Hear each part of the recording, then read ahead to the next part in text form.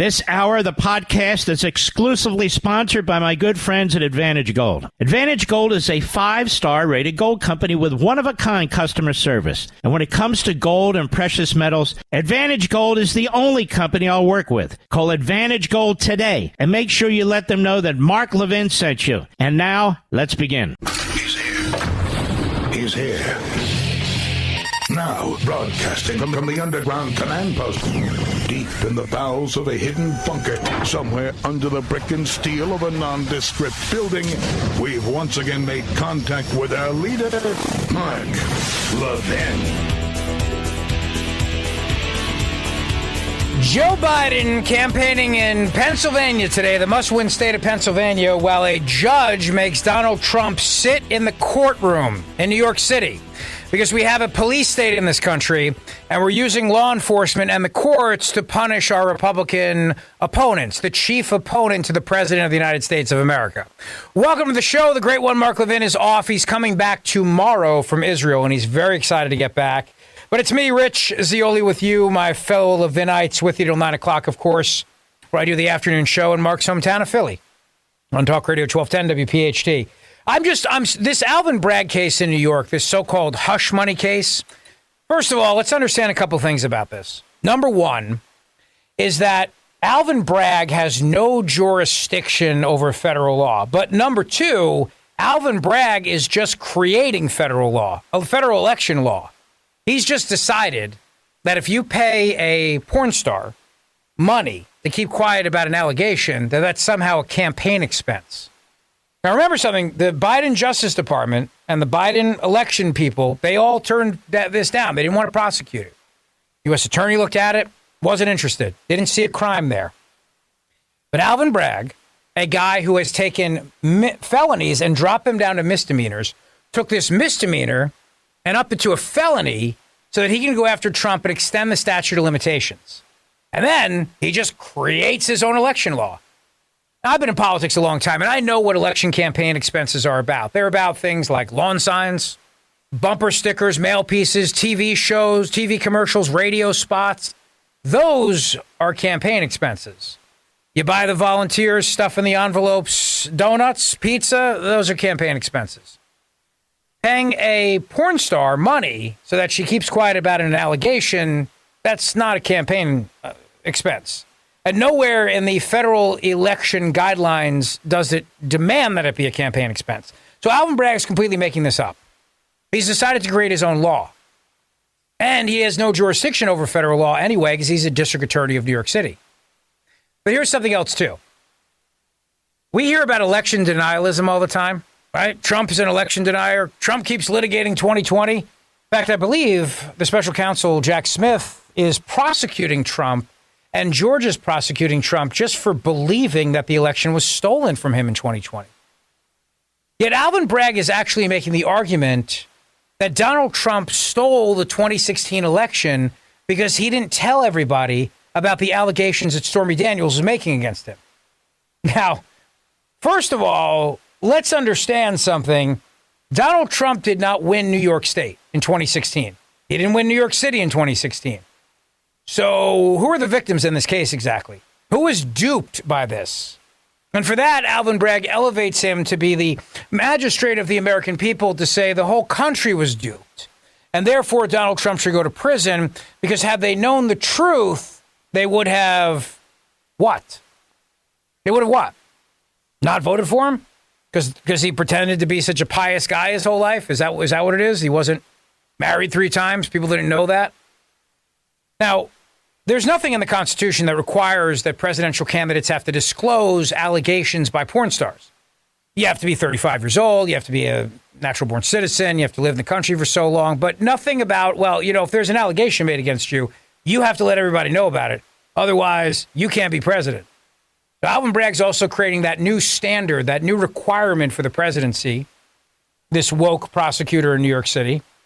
And then there's another aspect of this, too, which is that if you look at the timing of the election law enforcement on the federal level, they have filing deadlines for campaign filing reports. So every quarter, you have to file the expenses that were spent and the money that was raised. Every quarter. And that's how they break it down by quarters. This expense, the Stormy Daniels, the payment back to Michael Cohen, would not have been on the federal election requirement form, the required form that you have to put all the itemized expenses and all the campaign cash you raised until the first quarter of 2017. In other words, if Alvin Bragg is correct and Donald Trump committed some sort of a campaign violation, it would not have made a difference because the election was already over. He wouldn't have been required to let people know about this expense until after he was sworn in as president of the United States of America. You see, this whole case is ludicrous, but what really bothers me, as I broadcast live from Philadelphia, is that Joe Biden comes to Scranton, Pennsylvania today, his fake hometown, mispronounces it. No, really, he stands up there and goes, can't say Scranton, and is campaigning in Pennsylvania yelling about how we need to raise taxes on people who are so-called millionaires. Well, Donald Trump is forced to sit in court where the district attorney now is threatening to hold him in contempt of court, and the judge has said, you better be in this courtroom. You can't even go to your son's graduation.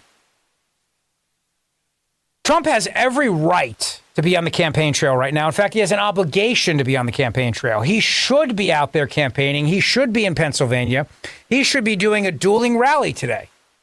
Biden doesn't get people to his events, as you know. Trump packs them in.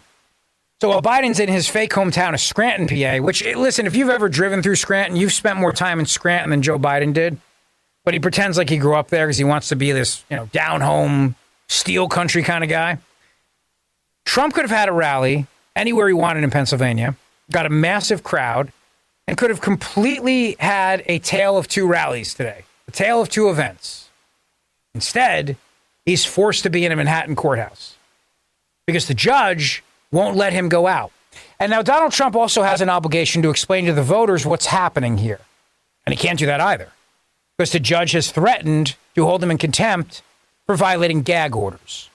And the district attorney wants him held in contempt of court for violating these gag orders as well. And what are these gag orders? Here's the government of, in this case now, the city of New York, the state of New York, coming after this man and making all these allegations.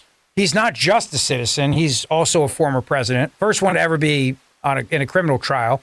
But he's also the presumptive Republican nominee for president of the United States of America. He's the chief rival to the president of the United States. And he's not allowed to go out there and bash the government that has charged him. Now, last time I checked, the Constitution says you don't have to say anything. Government charges you with a crime, you can keep your mouth shut. You don't have to say a word. It's a beautiful right you have in the Fifth Amendment. It's the keep your mouth shut clause of the Constitution. They have to prove that you're guilty. You don't have to say a word. But there's no prohibition against you speaking out. Nothing. And yet here we have now these gag orders imposed on a presidential candidate who needs to explain to voters, here we are, it's April 16th, why the government's coming after him. And what it means for them, what it means for you, that the government is coming after him. And he can't do that. They won't let him do that. We have a man who is the presumptive Republican nominee for president of the United States, and he will be the nominee. He will get the nomination in July, but he's not officially the nominee yet because he has to go through the convention as a formality. Now, Biden's convention's not till August. I can't tell you for sure Biden's going to be the nominee. I still would not be shocked if they did a switcheroo, but that's for another show. I'm just making the point. Here is the chief rival to the president of the United States of America. It can't be on the campaign trail. It's got to be in court. And he can't bash the very government that is forcing him to be in court and not on the campaign trail. And the argument that New York uses is, well, our rights to this trial, we the state, trump your rights as an individual or your rights as a presidential candidate. They could wait. They could put this trial on hold till Donald Trump till the election's over. They could put this on hold. Say that there is a compelling interest for the people to hear from the presumptive Republican nominee for president of the United States. It's in the interest of democracy. I mean, you hear Democrats whining all the time about democracy. We are a constitutional republic, as you know, but nevertheless, they're constantly whining about how Trump is a threat to democracy and blah, blah, blah. Meanwhile, Joe Biden ignores the Supreme Court, still pays student loan debt repayment scam bribe. It's a bribe is what it is. It's a bribe. In the old days, the Jersey way, you had to stuff some money in a brown paper bag and give it to somebody, and now you just give them a check. Supreme Court said can't do it. Biden doesn't care. Biden's going to do whatever he wants. So he's transferring the student loan debt that people owe to you and me, the people that actually pay the taxes in this country. Whether you paid off your student loans or you have none whatsoever. And he's doing it in defiance of the Supreme Court, and he doesn't care. But we hear that Trump is a threat to democracy. Is it not in the interest of democracy? I mean this sincerely. For the presumptive Republican nominee to be on the campaign trail, to be out there explaining to voters what his positions are on the major issues that confront them every single day of their lives. Is it not in the best interest of democracy for the presumptive Republican nominee for president of the United States to be able to go out there and explain why the government is prosecuting him in 4 different venues? Is it not in the interest of democracy for Donald Trump to be talking to voters so that voters can make an educated opinion when they go to the polls in November? Of course it is. Of course it is. But you see, Democrats don't actually care about democracy. They only tell you that when it's convenient for them. They only warn you about democracy collapsing when they want to scare you away from Donald Trump. Because let's face it, they have no issues to run on. They can't run on this economy. They can't run on the state of the world. The world's in chaos, pure chaos. The border's wide open. Fentanyl is flooding our streets. They can't actually run on issues. So instead what they try to run on is Trump will destroy democracy. He'll become president and chain himself to the desk, and he'll never leave. And he'll stay in the White House forever, and he'll never leave. And they try to do that because in politics, you win one of 2 ways. One is you get people to vote for you, and 2 is you get people to vote against somebody. And sometimes, in order to get somebody to vote against the other person because you have lackluster support for that candidate, you got to scare the bejesus out of them, do you not? Oh, you got to make them really, really afraid. And that's what they try to do with Trump all the time. The problem, though, is that people see right through this. The problem is you have a lot of people in this country who have been persecuted by the Justice Department. They see the weaponization for themselves. They see it with their own eyes. And they see what's happening to him, and that's why his support grows. But it's not right. It's not right that just a few short car ride from where I'm broadcasting in Scranton, Joe Biden gets to be in the epicenter of the 2024 election. Whoever wins Pennsylvania is going to be the president of the United States of America. Mark my words. You heard it here first. Just like in 2016, you win PA, you win the White House. Trump does not have the ability to be in Pennsylvania today. They won't let him. And that's why we live in a police state, because we have weaponized law enforcement and the courts against our political opponents. Everything we fight against to ensure the preservation of democracy and the republic, we have become those tyrannical countries that now uses the system to punish the opposition party, to silence opponents, to intimidate them, and to literally keep them away from the voters who have to make a choice to vote for them by finding ways to schedule trials to keep Trump out of key states. I mean, think about it. If he was facing a primary in Pennsylvania right now, he wouldn't be able to be campaigning in the state with the Pennsylvania primary being next week. But it's all done by design. It's all done by design to try to stop him. Because this is Joe Biden's weaponized America. And this is where we are. 877-381-3811. This is the Mark Levin Show with me, Rich Zeoli, in for the Great One. He's back tomorrow from Israel. He's excited and he's fired up, by the way. And I'm fired up, too, and we got a lot to talk about, so don't go away. Mark Levin.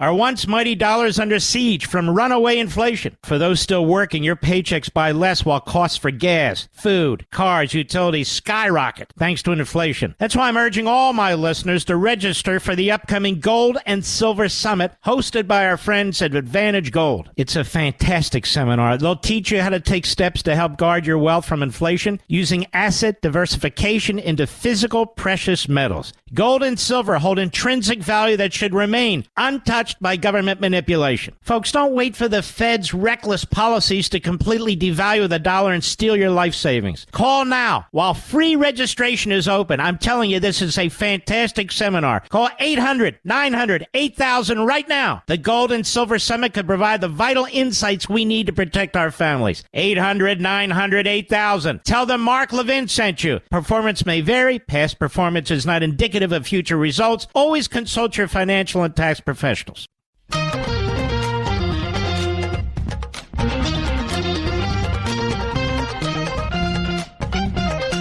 So Donald Trump cannot be on the campaign trail. This is by design. This is by design to keep the Republican nominee for president of the United States of America, I'm just going to call him the nominee because he is. I mean, it's just a formality at this point, from being on the campaign trail and talking to voters. And it's an absolute disgrace. It is intentional, it is by design, and it is so antithetical to democracy that the voters don't have a chance to hear from both presidential candidates, because one of them has to sit in a courtroom all day, while the other one campaigns in the must-win state of Pennsylvania. And Donald Trump is exactly right. This trial is a disgrace. Here's what he said before heading into New York City courtroom today. Cut number one. Thank you very much. This is a trial that should have never been brought. It's a trial that is being looked upon, looked at all over the world. They're looking at it and analyzing it. Every legal pundit, every legal scholar said this trial is a disgrace. We have a Trump-hating judge. We have a judge who shouldn't be on this case. He's totally conflicted. But this is a trial that should never happen. It should have been thrown out a long time ago. If you look at Jonathan Turley, Andy McCarthy, all great legal scholars, there's not one that we've been able to find that said this should be a trial. I was paying a lawyer and marked it down as a legal expense. Some accountant, I didn't know, marked it down as a legal expense. That's exactly what it was. And you've been indicted over that? I should be right now in Pennsylvania, in Florida, in many other states, North Carolina, Georgia, campaigning. This is all coming from the Biden White House, because the guy can't put two sentences together. He can't campaign. They're using this in order to try and win an election, and it's not working that way. It's working the opposite way. So check that out. Legal expense. It's called legal expense. That's what you're supposed to call it. Mr. Trump, get indicted on that. Nobody's ever seen it. Nobody has ever seen anything like it. So thank you very much for coming. I'm now going to sit down for many hours.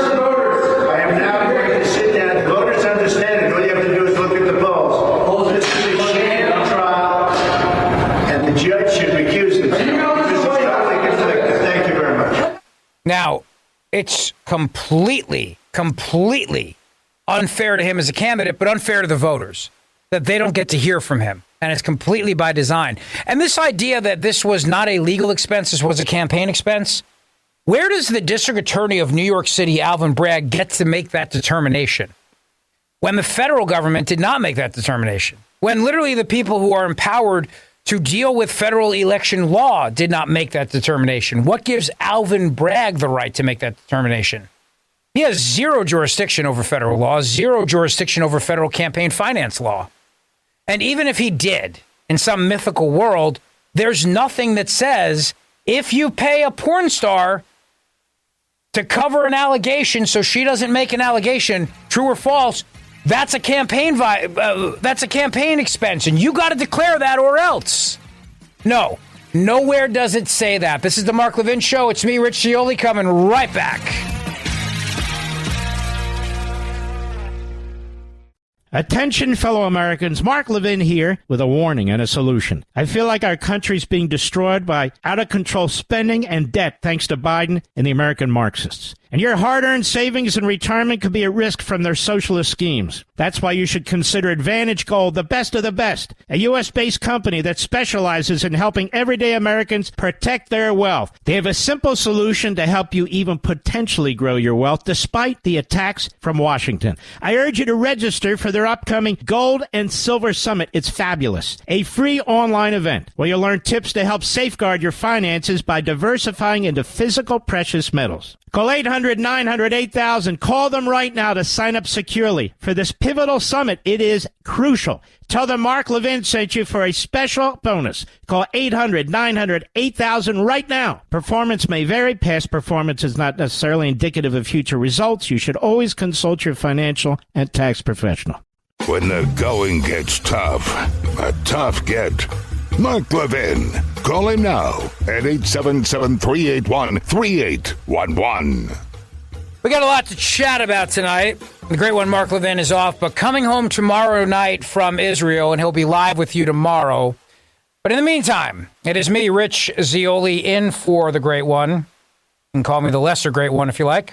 But I'm from Mark's hometown of Philadelphia, where I do the afternoon drive show on Talk Radio 1210 WPHT. So it's always fun and an honor to fill in for Mark, my radio mentor. The other big legal issue of the day, and we'll get into Israel, we'll talk about Iran, we'll talk about how this administration has been propping up Iran because, let's face it, Barack Obama is still running the show. And if you'd like to tweet along, my Twitter handle is Rich Zeoli, RichZeoli, or you can call the show, 877-381-3811. The other case that I want to talk about, though, was before the Supreme Court today. And that is where the question of can the government of the United States use a financial crimes law to go after people from January 6th. And that's the question the justices were tackling. And they seemed incredibly skeptical that the government could use this financial crimes law that was put in the wake of Enron, something called Sarbanes-Oxley, and it has to do with destroying documents. They could use that to go after people who were in the Capitol on January the 6th. There's some great back and forth today, but particularly by Justice Neil Gorsuch, who asked a variety of hypothetical questions. Remember Jamal Bowman? Yeah, he's the guy that pulled the fire alarm. And then he said he didn't know it was a fire alarm. He thought he was hitting the emergency exit door. Some nonsense, even though the video came out and it clearly shows him pulling the fire alarm and then pulling off the signs on the doors that say him. That guy was purposely trying to disrupt a proceeding. You see, the government of the United States is arguing that anytime you do anything that disrupts a proceeding, you have violated this act. Because the argument goes, well, you know, back then Enron destroyed documents, so therefore they were disrupting an investigation. And so this is an official proceeding. And so if you disrupt the proceeding, then you are guilty of violating this law. Question becomes, though, what about political speech? What about political speech disrupting an official proceeding? For example, there's a trial, and I'm heckling the lawyers in the back of the room because lawyers always deserve to be heckled. Or I'm heckling when I'm in the gallery at the State of the Union address. Am I guilty of disrupting a proceeding? What about all the lunatics who came into the Capitol building and had their little sit-ins? All the anti-Israel whack jobs who came into the Capitol rotunda and sat there like children and sat there Indian style. Crisscross applesauce. I got to be politically correct. My children are listening. You know, that's what they're told to call it these days in school. They're sitting there like children in school as they're complaining and trying to stop congressional proceedings. What about that? Does anything happen to them? What about all the people that shut down highways yesterday and shut down bridges? All the anti-Israel lunatics who disrupted people's commute, shut down the Golden Gate Bridge and made people late for their flights at Chicago O'Hare International Airport, shut down the Brooklyn Bridge, tried to shut down 95 right here in Philly. Are they not disrupting official proceedings? I mean, what if somebody was official, stuck in traffic, and couldn't go do a proceeding? That was a question that Justice Amy Coney Barrett asked today. How about the courthouse in Portland, where for 2.5 weeks, psychos in Portland firebombed a federal courthouse, and they couldn't get any judicial work done whatsoever? Were any of them charged with disrupting a official proceeding? No? No, not so much. See, they're only using this against people who were in the Capitol on January the 6th. And the argument is that we're going to apply this law that has nothing to do with that and target political people because we don't like the fact that they disrupted a congressional proceeding. Some of the hypotheticals included, What happened if people never came into the Capitol building that day? They were just outside, but they were so loud that members couldn't hear themselves think. Would they be charged with a crime? Would they be charged with obstruction of a official proceeding? And really, just how far do we go here? What's the restraint to hold the government accountable and to exercise restraints that the state doesn't literally just go after everybody who does anything to disrupt the proceeding? You know, somebody who, breaks wind during a congressional hearing and makes everybody laugh like Eric Swalwell did on TV. That was TV, allegedly, but still. What if he did that in a hearing and everybody laughed? Would that be disrupting a congressional proceeding? I don't know. See, I'm just asking these hypothetical questions. Now, obviously, Justice Gorsuch did it with a little bit more maturity than I did, but nevertheless, his questions are all valid. And the Jamal Bowman fire alarm one really, really annoys me because this guy was doing it on purpose, and that was to delay the vote. He was purposely pulling that fire alarm that day to delay the vote. You don't get more definitive when it comes to trying to delay an official proceeding than a guy pulling a fire alarm with the intent of delaying a vote by the House. And yet, they didn't charge him with that. So where do we go with all this? Justice Neil Gorsuch is a fantastic justice. I'm so glad President Trump put him on the bench. Thank God he's there. Cut number 7. If I might, so what does that mean for the breadth of this statute? Would a sit-in that disrupts a trial or access to a federal courthouse qualify? Would a heckler in today's audience qualify, or at the State of the Union address? Would pulling a fire alarm before a vote qualify for 20 years in federal prison?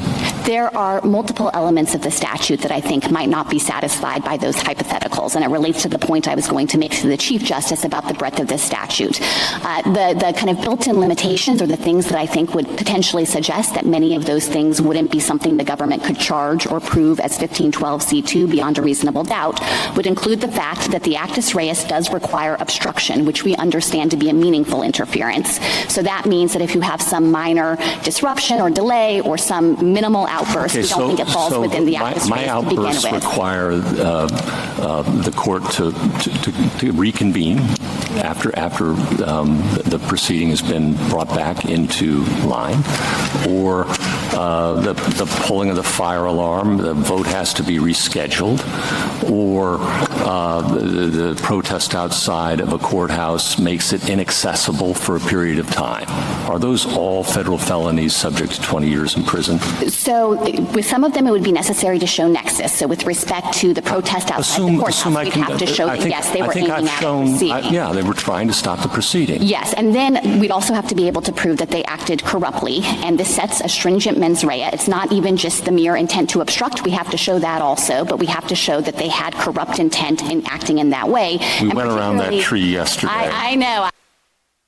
Let's understand what the Solicitor General here is trying to argue. She's trying to argue that, no, we would not actually prosecute those people because they didn't have the intent to disrupt the proceeding, whereas on January 6th, they had the intent to delay the vote to certify the President of the United States of America, to certify the Electoral College results.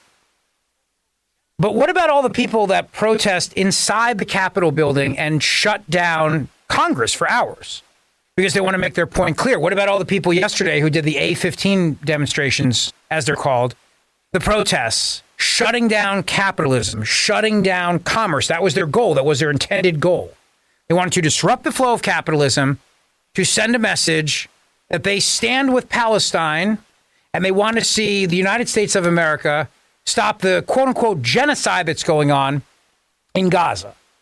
Now, of course, all of that is BS, but the point being that they were very open about it. We want to disrupt commerce. We want to disrupt the official proceedings of the day. So how do you distinguish that? And what do you mean? I mean, if I'm a heckler in the crowd and I'm making jokes and people are cracking up and they can't get stuff done, they got to delay the vote. People are hungry. They got to go to lunch. Did I not just commit a federal offense? See, and the Solicitor General can't answer that question. And the reason why she can't answer that question is because they don't want this standard to apply to the left. If they did, you'd have to start rounding up people tomorrow for all the things they did during the summer after George Floyd's death. You would have to start arresting people tomorrow for this exact same crime. And they don't want to do that. They do not want to be in that position. So they are trying to be as narrow as possible here to argue that if you went into the Capitol building on January 6th, even if you had no intent other than you walked into the building, used the restroom, took some selfies and left, that by your mere presence there, you had the mens rea, you had the intent to disrupt that proceeding. Whereas if you were firebombing a courthouse in Portland, you didn't. You were just protesting. Now, you can't square that logically, obviously, because you're an intelligent, rational person. And they don't want to start rounding up leftists for shutting down bridges and highways, for protesting inside the Capitol building, for disrupting congressional proceedings by pulling fire alarms. They don't want to do those things. They want to try to make it just tailored as if on January 6th, everybody there had the same mindset.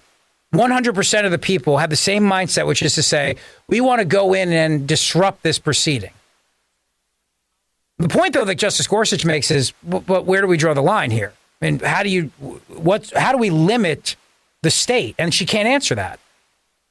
She can't answer that. And this is a statute that was put in about the destruction of documents, and now we're expanding it into speech, political speech. Now, Congress could have kept going on January 6th, and they did. They ultimately did certify the presidential election later that night, and Joe Biden was certified as president. The Electoral College results were certified. Gorsuch's point is, what if you disrupt something for an hour? What if you disrupt it for a couple minutes?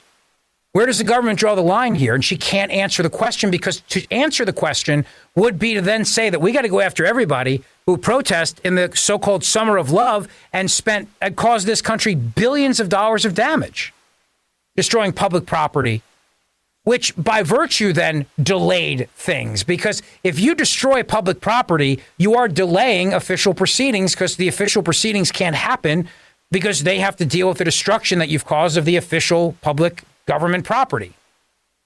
And what is the limiting principle here? Now, Justice Clarence Thomas asked the same question. Why are we not going after all these other protesters on the left? Why aren't we doing that? And then, and the left is so angry that he's even allowed to be sitting there for this case. They're so angry about the fact they hate him so much. But his question's excellent. Cut number 9. General, there have been many violent protests that have interfered with proceedings. Has the government applied this provision to other protests in the past? And has this been the government's position throughout the lifespan of the statute? It has certainly been the government's position since the enactment of 1512C2 that it covers the myriad forms of obstructing an official proceeding, and that it's not limited to some kind of evidence impairment gloss. Have you enforced it in that manner?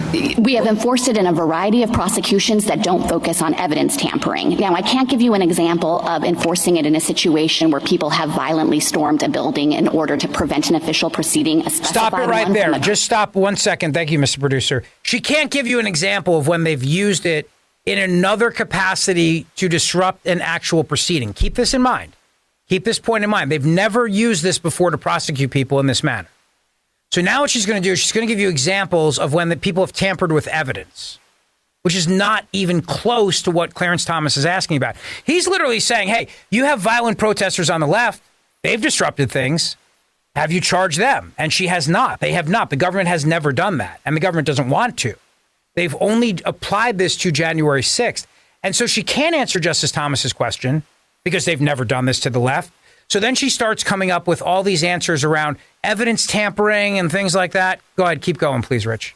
Like intent to obstruct, knowledge of the proceeding, having the corruptly mens rea, but that's just because I'm not aware of that circumstance ever happening prior to January 6th. But just to give you a flavor of some of the other circumstances where we have prosecuted under this provision, for example, there are situations where we've brought C2 charges because someone tipped off the subject of an investigation to the grand jury's hearings.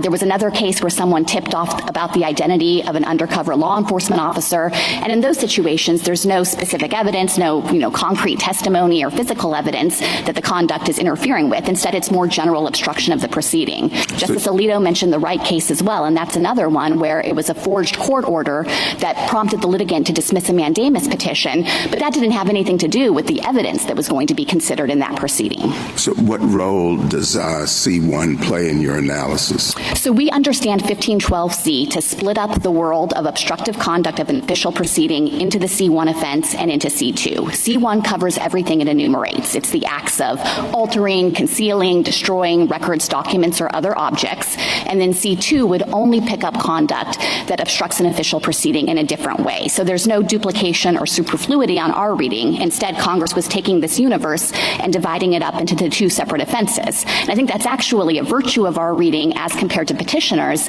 because I have not heard him articulate anything that would fall within C1 that wouldn't also come within C2. Let's stop it here because it's getting a little in the weeds. C1, C2. Bottom line, no, Justice, I have no other examples to give you of when we've applied this Sarbanes-Oxley to political protesters on the left.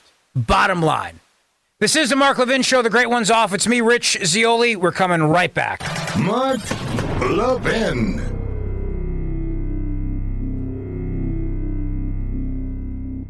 My fellow Americans, we're living in very perilous economic times. Washington seems determined to bankrupt our nation with endless stimulus spending. As they devalue our dollar, hard-working Americans like you could lose everything. That's why I urge you strongly, register for the upcoming Gold and Silver Summit hosted by our friends at Advantage Gold. They'll teach you how to help guard your wealth using asset diversification into physical precious metals. Gold and silver can offer a defense against the dollar's devaluation, and the experts at Advantage Gold will explain how you can convert some of your savings into precious metals that can protect and potentially grow your wealth. With currency debasement from Washington and global uncertainty on the rise, gold and silver diversification can offer you some stability. Call 800-900-8000 right now to sign up. 800-900-8000 now. Tell them Mark Levin sent you. Performance may vary. Past performance is not necessarily indicative of future results. You should always consult your financial and tax professional.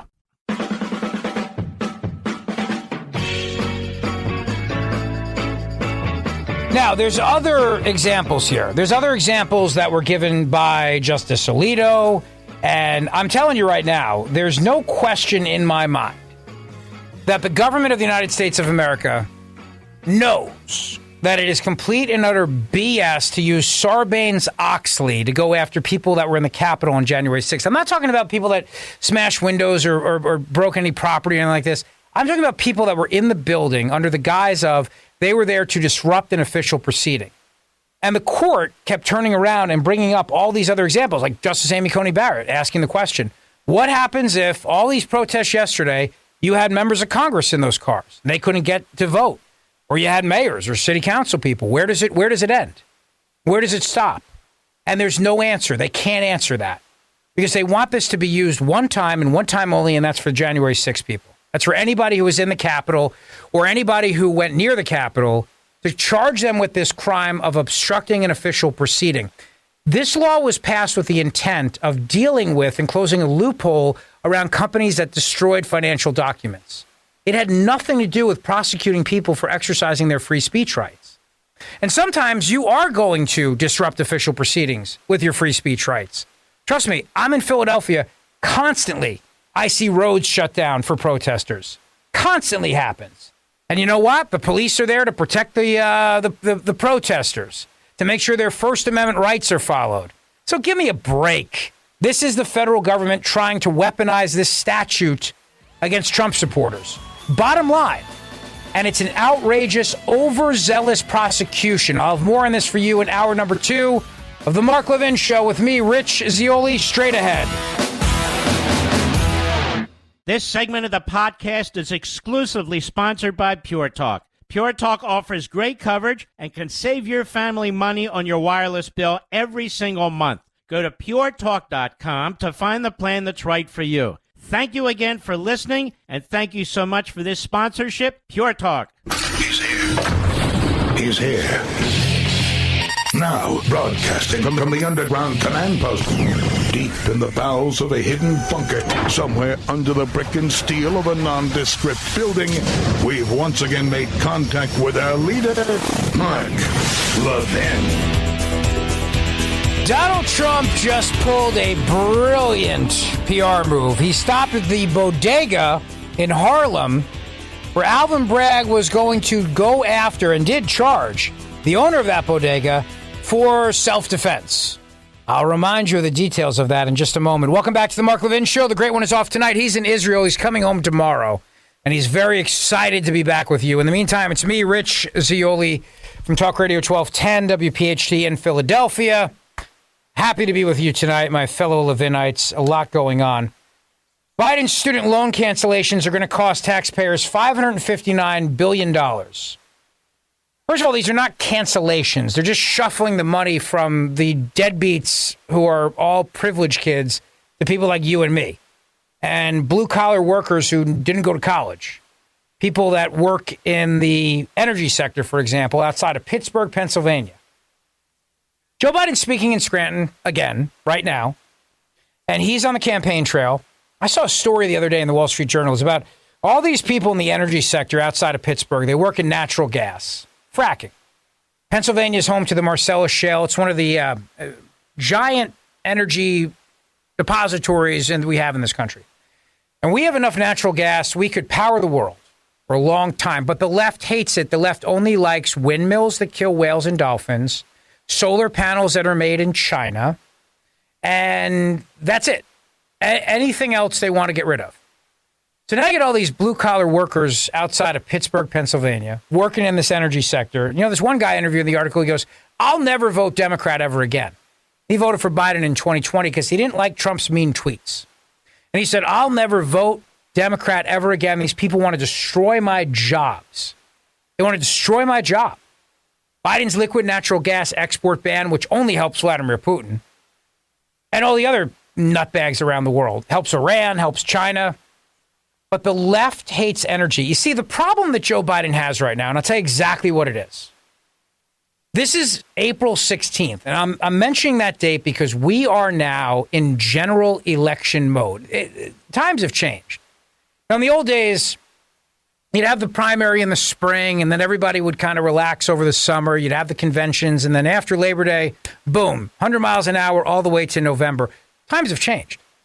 We know who the two candidates are going to be unless they swap out Biden, which I would not be surprised if they still end up pulling a switcheroo in August at their convention. But we know who the candidates are going to be. Now it's a matter of marching towards the general election, which is no longer a day. As you know, it's an election season in many states, where you can vote starting in September, October. So now that things have changed, the question is, how do you reach voters? How do you get them energized? And how do you pivot from the primary, where you're trying to get your base to vote for you to get the nomination, to the general election, where you're trying to get an entirely different audience to elect you as president? Have you noticed Joe Biden has not locked down his own base yet? Joe Biden has not locked down crazy. See, the Democrat Party's nuts. The Democrat Party hates America. The Democrat Party's nuts. It is run by lunatics. You think I'm kidding? In Michigan and Minnesota, two must-win states, Joe Biden is trailing Trump in two must-win states of Michigan and Minnesota. You had people there, and it wasn't just Muslim people, but you had young people, college people, who voted for anybody else, or none of the above, or no name whatsoever in the Democrat primary to send a message. You have Michael Moore coming out and saying to Biden, you're going to lose. You're going to be Hillary Clinton. Your support of Israel is going to cost you the election. So since Joe Biden has not locked down crazy, he can't pivot to a general election. Right now, he should be talking about the border.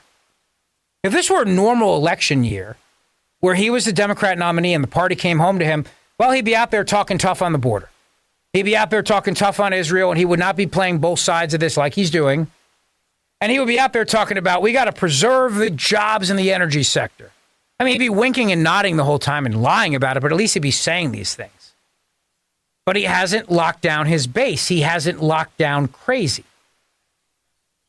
And he's going to lose Michigan and Wisconsin, and he's going to lose the presidency because you have so many people there that hate Israel because they've been indoctrinated through college to believe that Israel is the oppressor. Remember, the mindset of the left is always that there are two groups, the oppressed and the oppressor. And that's America in a nutshell. And America has always been the oppressor, and all these poor people around the world we've oppressed. And within America, we have the oppressors and the oppressed. Well, Israel, they're the oppressors. And the poor Hamas Palestinians, they're all the oppressed people. This has been the indoctrination through public schools, through college. And since the left never sees shades of gray, everything is very black and white with them, it's very simple, oppressed or oppressor. So now you have all these kids graduating college, or they're in college, or they're voting, and they're angry because Joe Biden is standing with the oppressor Israel. I mean, he's not really, but from their perspective, unless Joe Biden starts chanting from the river to the sea and support the Intifada, he will never do enough, because that's how crazy the Democrat Party has become. In fact, it's become so crazy that back home in Pennsylvania, you have John Fetterman, the United States Senator, coming out and saying he disagrees with Joe Biden. He disagrees with Joe Biden on the border. He disagrees with Joe Biden on his stance on Israel. Now, I can analyze that for you a number of different ways. The first one being that John Fetterman is playing a long con here, as they say. And the long con being that he's trying to make everybody think he's now some moderate so that he can help Biden in the end. Theory number two is that John Fetterman realizes now that times have changed, and a lot of the people that were his people, the hardworking blue-collar Rust Belt people, they're not voting Democrat anymore. They're voting Republican because they believe Donald Trump stands with them and is going to fight to defend their jobs. Do you remember what the head of the United Auto Workers Union said? This guy's amazing. They endorsed Joe Biden for president, and the head of the UAW comes out and says, I know that a great majority, not just a majority, but a great majority of our members are not going to vote for Joe Biden. They're going to vote with their paycheck. You see, there's this disconnect between the head of the unions and the actual union workers. You see it all the time. Guys working the road, you know, they've got their union hats on and their Trump stickers and Trump shirts, and hardworking blue-collar guys. So these guys outside of Pittsburgh, for example, working in the energy sector, know the Democrats want to shut down their industry. And Joe Biden would normally go up there and he'd shake hands with them and say, oh, natural gas is important and we support it and we support your jobs. But he can't do that because Crazy wants to shut down fracking. And since he has not locked down Crazy, he can't even pretend to be in a general election mode. That's the biggest problem Joe Biden has right now at this point in time. He should be in general election mode, and he's still trying to lock down his lunatic base. So I'm going to play a clip. This is John Fetterman. The other theory with John Fetterman is that at some point he had a body double come in, and that body double has just taken over for him, and the body double was more conservative. Like the movie Dave with Kevin Kline and Sigourney Weaver, where the president has a stroke, and then they bring in this guy who does a great impression of him, but then he ultimately changes politics because he gets the buy-in of the first lady and acts like the president for real, but his policies completely shift. Could be like that. That's another theory. I'm not saying that's the right one. I'm just saying I have three theories on what's happening. Could be a combination of all three. Who knows? But here's the one. At one time, John Fetterman was out there saying he was going to be the Bernie Sanders of Pennsylvania. Bernie Sanders is out there yelling that Israel should not get another dime until they stop the quote-unquote genocide in Gaza. Now, the guy who said that he was the Bernie Sanders of Pennsylvania, the must-win presidential state of Pennsylvania, is now coming out and blasting Biden for not standing firmly with Israel. See, the Democrat Party is crazy. In a state like Pennsylvania, we have a long history of Democrats who have tried to pretend like they're moderates. And some of them were. You know, back in the day when Bob Casey Sr. cut off funding for Planned Parenthood, it led to a major Supreme Court case called Casey v. Planned Parenthood. Ed Rendell, for years, ran as a moderate Democrat. John Fetterman wants to be that now.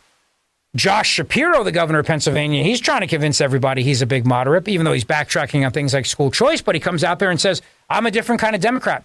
They have to say these things now because they don't want to get the brush of crazy. But listen, guys, it's your party. It's your party. You're members of this political party. As you see union guys and blue-collar guys and gals dump the Democrat Party, and they say, I'm out. I'm done. You know, Tulsi Gabbard writes a book for love of country and drops the Democrat Party, and she says, I'm out. I'm done. These guys all stay Democrats. And my question to them is, how can you remain a member of a party that stands with people who chant from the river to the sea and wants to see Israel destroyed. How can you be part of that political party? What John Fetterman should do is switch parties. Cut number 6. Well, a couple of things, actually. I think it really demonstrates how it's astonishing that we are not standing firmly with Israel, and there should never be any kinds of conditions on all that. When a nation can launch hundreds of drones towards Israel, and I'm not going to be talking about conditions ever. And second, I think that also was Iran had to have some fireworks after Israel smoked that Iranian general. And I'm here for that. And I think it's just a matter of theater, part of it as well, too. And finally, it demonstrates how unstable things are and why we need to lean in and stand with Israel. A senior administration official tells CNN that President Biden told Prime Minister Netanyahu that the U.S. will not participate in any offensive operations against Iran. Do you think that's the right call? Or should direct U.S. military action, as some of your colleagues in the Senate are suggesting, should that be on the table? I don't agree with that, and I'm just think we should follow and have Israel's back in the situation. Think about that. Does that line up with the average lunatic who was on the Golden Gate Bridge yesterday? I got news for you. This is going to come as a news flash. Every single one of those nutbags who was shutting down the Golden Gate Bridge or the Brooklyn Bridge or making people late for their flights to Chicago O'Hare Airport, they're all Democrats. How do I know? Well, let's see. Purple hair. They were wearing masks outside. How many years ago was COVID? 52 years ago? They're still wearing masks outside. Nobody's ever gotten COVID outside. They're wearing masks. They have all these shirts on. They're all Democrats. Also, they have no jobs, which is why in the middle of the day, they can go out there and shut down bridges. The fact that a Democrat U.S. Senator has to come out and break with his own party shows you the party is lost. It's over. It's done. The nuts have won. They've taken over the asylum and they're running the place. I just don't know how John Fetterman can be a member of that party anymore. I don't know how anybody can look who's a guy who works for a living and think to themselves, this is a party that represents me. This is a party of the coastal elites and the faculty lounge. James Carville said that. So back to the student loan thing. You know why Biden's doing what he's doing? Where Biden's paying out now $559 billion of your money to so-called cancel student loan debt in defiance of the United States Supreme Court? He's doing that as a bribe to all those college kids in Minnesota and Michigan because he can't afford to lose any of them. And he can't lock down crazy, so he's got to bribe crazy. Since he can't lock down crazy with his politics because they're so freaking nuts, he's got to bribe crazy to vote for him with giving them student loan debt, quote unquote, cancellation. That's what's happening. And it's a bribe, whether it comes from a bag full of cash the Jersey way or it comes from a check. A bribe is a bribe. And Biden is bribing these people with your money. This is the Mark Levin Show. The Great One's off. It's me, Rich Zeoli, in for the Great One, coming right back. Mark Levin.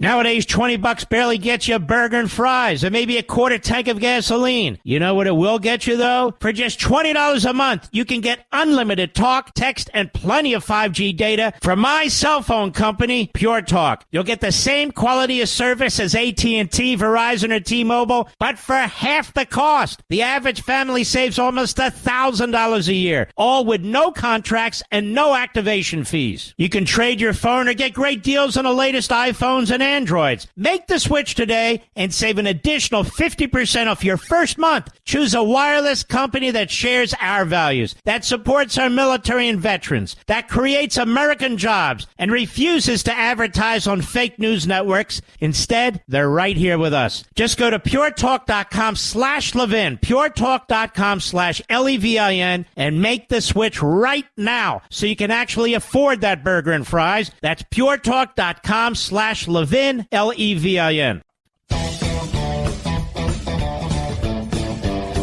Now, let's think about this for a moment, shall we?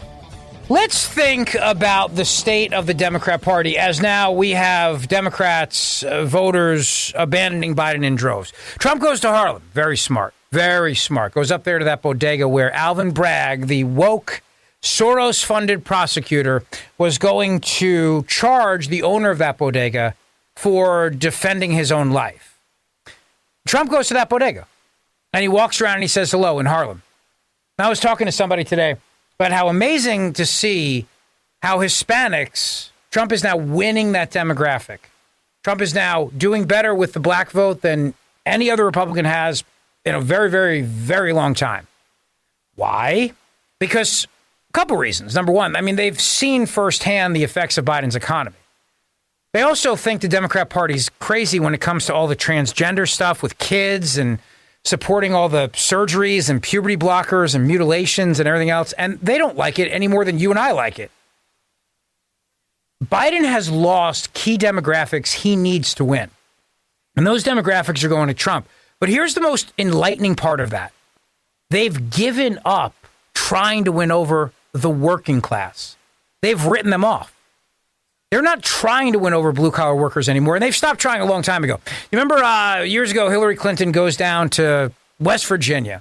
She's talking to coal miners, and they're going on about how hard it is. She's like, I know, Bo, but we're going to retrain you to lay cables. And Joe Biden said the same thing. He's like, you're telling me you people work in coal mines and steel mills and you can't lay broadband cable? It's like, hey, maybe we don't want to. Maybe we like our jobs. Maybe we like the industry we work in. Maybe it's not up to you to decide what we do for a living, but the Democrat Party abandoned working class people. They're not trying to win them over. And a big part of the reason why is because when you become the party of the faculty lounge, they look down on blue collar workers. They mock them. They're deplorables and they're stupid. Have you ever had an argument with somebody on Twitter, social media in general? I advise against it. I don't do it anymore because it inevitably comes back to the same thing. Well, if you'd read a book, if you were smart, if you were just educated, you'd understand. Like, they always insult your intelligence. You notice that first thing. They don't have any intelligent thing to say to you, but they always insult your intelligence. They think they're smarter and better, and that's become the Democrat Party. The faculty lounge, people that gave us terms like Latinx that nobody uses if they're Hispanic in this country or in the world or ever will, these are the same people. And since they look down on blue-collar workers who don't have college degrees, they look down on their industries, they look down on their jobs, they look down on them.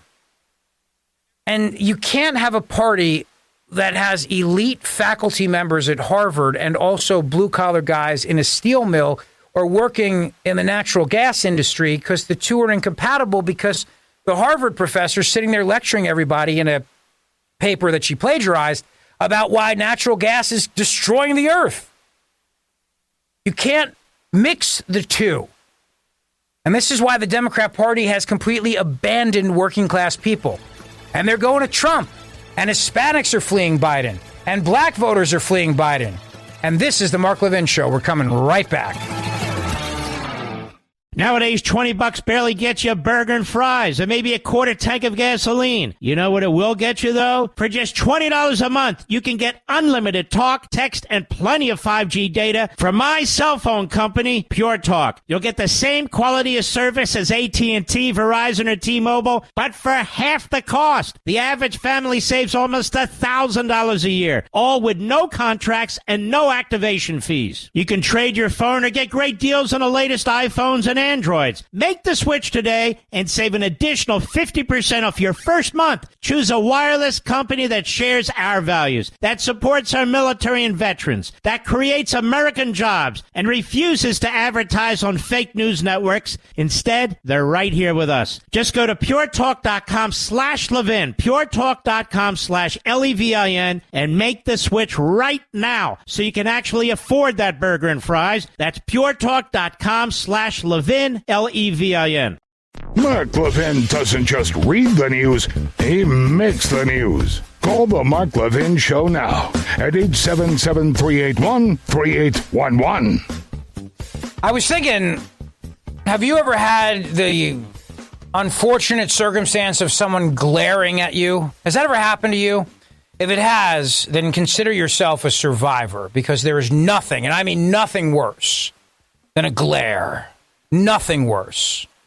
Welcome back to the Mark Levin Show. The great one is off tonight. He's back tomorrow from Israel, and I'm very excited he's coming back, and I know you are as well. In the meantime, you're stuck with me, Rich Zeoli from Talk Radio 1210 WPHT in Philadelphia, where I host the Afternoon Drive Show. And it's an honor to be with you, my fellow Levinites. I've known Mark a long time.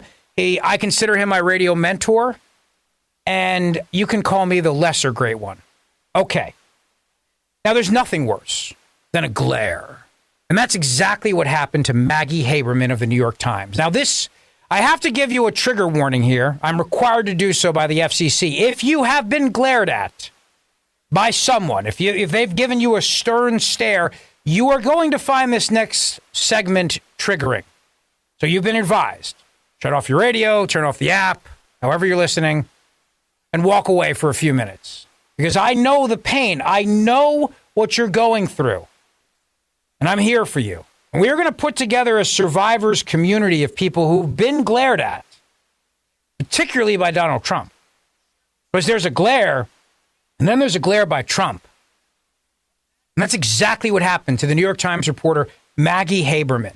And not just Maggie Haberman, but CNN's own Caitlin Collins. They both have shared in this pain. They are both survivors of the glare. It's not easy. It takes years of therapy and a lot of self-reflection, a lot of work, but you too can overcome the trauma, the scars of having someone glare at you. I'm going to share their story with you. I'm going to share their pain with you of what they went through, what Maggie Haberman experienced in that courthouse. But please understand, she's a survivor, and you do not mock her for this. Do not mock her for going on national television, even though nobody watches CNN, and talking about how difficult this really was. Cut number 2. You were actually in the room for that. At one point, the pool said that he was glaring at you for several seconds. You had reported shortly before that during a break that he appeared to be falling asleep at one point as the proceedings were getting kind of tedious. Did you notice that? Mm-hmm. I mean, yes, I noticed it. He made a pretty specific stare at me and walked out of the room. I've been on the receiving end of said glares. I know you have. I have too. I reported earlier that he had. Thank you. I don't want to keep going with this because of the pain that you may have experienced if someone had glared at you in the past. If you've ever been glared at, you know what they're going through. Heartbreaking. And how that's an actual thing that they discussed on national television is mind-boggling to me. But nevertheless, this is where we are in America. We're at a place now where we're complaining about Trump staring at you in court, glaring at you, giving you a dirty look in court. That's now a subject for national television. But I guess, hey, listen, dictators and tyrants, they stare, they glare. I'd be glaring too if I were Donald Trump, knowing that I have to be in this court every single day because it's a criminal trial and it's going to last 2 months. I'd be staring with a dirty look at you as well, because people at the New York Times are not writing about the injustice of this for democracy. They're cheering it on. Maggie Haberman, Caitlin Collins, all the people at CNN, they're cheering this on. They love this. Donald Trump is going to be kneecapped for as long as potentially 2 months. They're saying this criminal trial could last 2 months. And he has to sit there every day. And if he doesn't, then the judge will hold him in contempt and they will arrest him and force him to be in that courtroom. 2 months. Do you know how much time he's losing on the campaign trail? Now, luckily, I don't think it's going to affect him. I really don't. But that's not the point. The point is the broader point for the republic, for the democracy, for the sake of democracy that the left's always whining about, to take the Republican candidate for president in a two-party system, because a third party is never going to win. Sorry to tell you that, but the system is so embedded in the two-party system all the way down to the local level, you just got to pick a team. You can pick Team Crazy or you can pick the Republican. And you're taking that person out for 2 months off the campaign trail. This is the problem. See, Trump can overcome this because he's got the base of the Republican Party locked down. Joe Biden is not locked down crazy yet, as I've told you. But if this was just another candidate who had to be in a courtroom for 2 months over a stupid allegation that he wrote a check and didn't file the check properly as a campaign contribution versus a legal expense reimbursement. Think about this now. He's not accused of murder. He's not accused of killing Stormy Daniels or killing Michael Cohen, although I'm sure he would love to kill Michael Cohen at this point. He's not accused of those things, not accused of a capital crime. Alvin Bragg would have let him go if he killed somebody in New York City. You don't get arrested for that anymore. But instead, he has to be in court every day for as long as potentially 2 months over this novel idea that the New York City prosecutor has the ability to prosecute federal law. Only here's the catch. There's no federal law that says what Donald Trump did is illegal, because there's no requirement that you have to actually put down in an election form that you paid, quote unquote, hush money to a porn star, or reimburse somebody for paying hush money to a porn star for making an allegation about an affair or a hookup or whatever. How that becomes a campaign expense, I have no idea. And I've worked in politics for a long, long time, since I was a little kid. Literally, I had my first internship with Congressman Scott Garrett, who was then a New Jersey assemblyman when I was in junior high school. Scott's a great guy, and he's a true conservative, and you've probably heard him on Mark's show over the years. Today's my daughter's birthday. She turned 4 today. Her name is Reagan. Reagan. Now, I'm going to let you in on a little secret. It was just between me and you, all 12 million of you. I named her after President Reagan, but don't tell my in-laws that, okay? If they ask you, it's just an Irish name, because my kids are Patrick, Claire, and Reagan. My in-laws, I had to do a Fox News hit one time at their house, and I think my mother-in-law was going to try to kill the power. I'm not even kidding. Or possibly thought a lightning strike would hit the house. They're watching MSNBC as we speak. This is the family I married into. My wife's not like this, but the in-laws are. Anyway, so they won't even spell her name properly. They spell it Regan. But anyway, it's her 4th birthday today. She's a COVID baby. She was born during COVID. We were in the hospital April 16th, right before we had to wear masks and right before everybody got really, really crazy. We were just sort of semi-crazy back then, but not really, really crazy. But I was thinking about it from the context of a couple months down the road, as your kids are home from school, because it was around that time, it was Friday the 13th when they sent the kids home from school. And then we have our baby, and we're doing everything to try to protect the baby from COVID. You know what I mean? Like everything. It's silly things, too. Like when I came home from the hospital, I took off all my clothes, I doused them in bleach, and then I just lit them on fire. I didn't want to take any chances that I could have brought something home from the hospital. But time goes on, and we learn more, and we get more rational, and we understand things a little bit better. And maybe you were a parent at the time who went and spoke out at your school board meeting. You know, maybe you stood up at a school board meeting and you said, hey, I don't like the fact that my kids are home. Or maybe you stood up and said, I don't want my kids wearing masks. This is ridiculous. Or maybe you stood up and said, I don't want my kids to get the COVID vaccine because I don't think this is safe. And you were told to sit down and be quiet. In fact, they went a step further. You remember the Merrick Garland letter he put out saying that you moms and dads at school board meetings, you could be a domestic violent extremist. You could be the next insurrectionist. It was a warning to moms and dads everywhere. You better be good. You don't want to have that big black SUV show up outside your house. And that nice corporate job you have could be jeopardized. So even though you're upset, we're in the pockets of the teachers union. You see, the Democrat Party's run by the teachers unions, and the teachers unions wanted these parents to shut up. So the Democrat Party was more than happy to oblige by having the Attorney General of the United States write a letter threatening them that the FBI could be in the back of the school board meeting. See, I actually have a theory. And the theory goes like this. In politics, empathy is everything. You know, if you can walk a mile in somebody's shoes, I think life is like that too. If you can understand what somebody's going through, you have a huge advantage. Empathy, to understand, I don't mean sympathize, but to really truly understand what somebody's going through. If you were ever mocked on social media for your beliefs, if you were ever silenced, censored because you fought against something during COVID,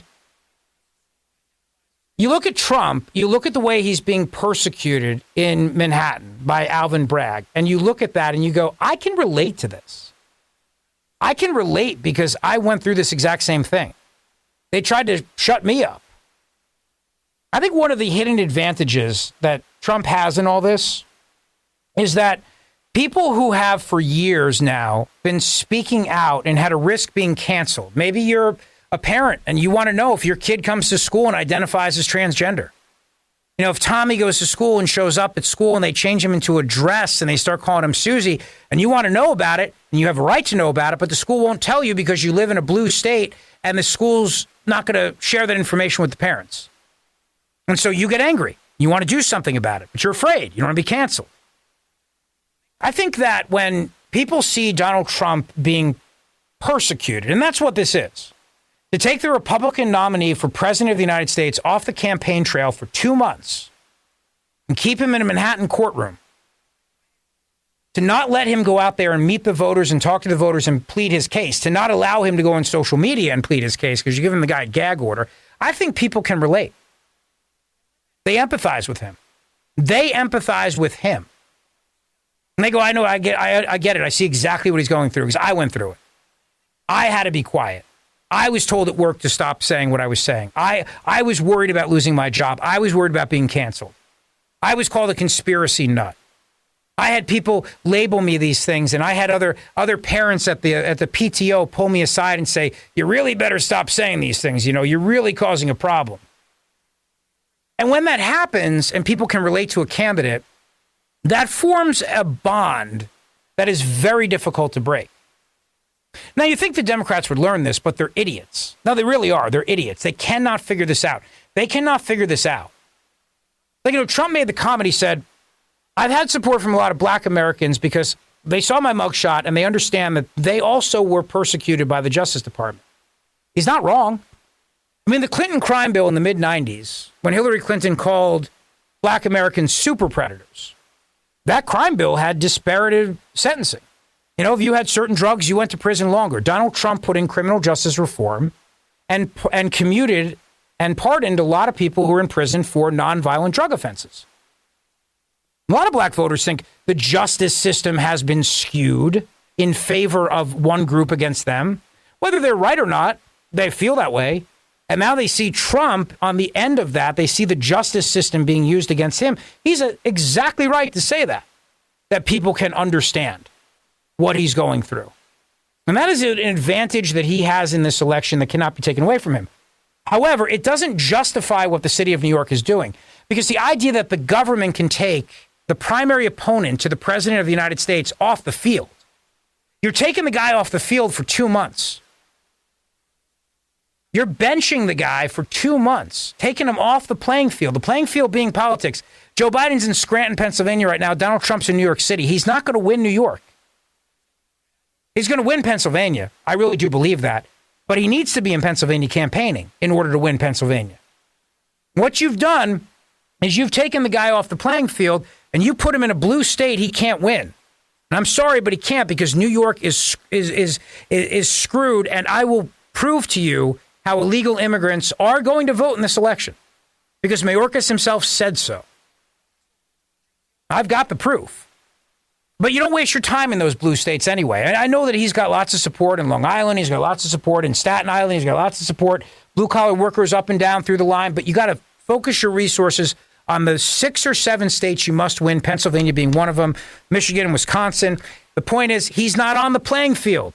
They've benched him. They took the guy who's the Republican nominee for president, and they took him out of the game for up to 2 months. And that's just his one trial. He still has Georgia to deal with. He still has to deal with the charges on the federal level. But since this is a criminal trial, Donald Trump has to be in a New York City courtroom in the bluest city in America, in a blue state, and not on the battlefield playing the game. And you call that America? How unfair that is?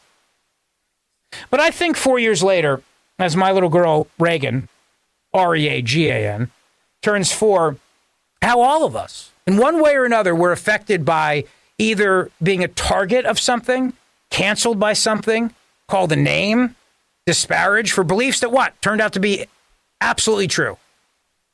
And we've seen it firsthand. We've seen this government use its power to silence us, censor us, try to keep us off the playing field.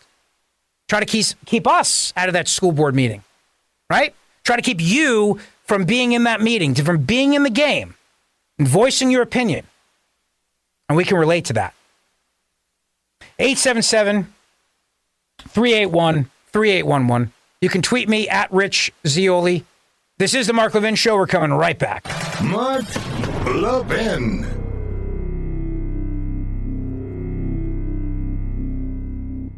Nowadays, $20 barely gets you a burger and fries, or maybe a quarter tank of gasoline. You know what it will get you, though? For just $20 a month, you can get unlimited talk, text, and plenty of 5G data from my cell phone company, Pure Talk. You'll get the same quality of service as AT&T, Verizon, or T-Mobile, but for half the cost. The average family saves almost $1,000 a year, all with no contracts and no activation fees. You can trade your phone or get great deals on the latest iPhones and Androids. Make the switch today and save an additional 50% off your first month. Choose a wireless company that shares our values, that supports our military and veterans, that creates American jobs, and refuses to advertise on fake news networks. Instead, they're right here with us. Just go to puretalk.com/Levin, puretalk.com/Levin, and make the switch right now so you can actually afford that burger and fries. That's puretalk.com/Levin. Levin.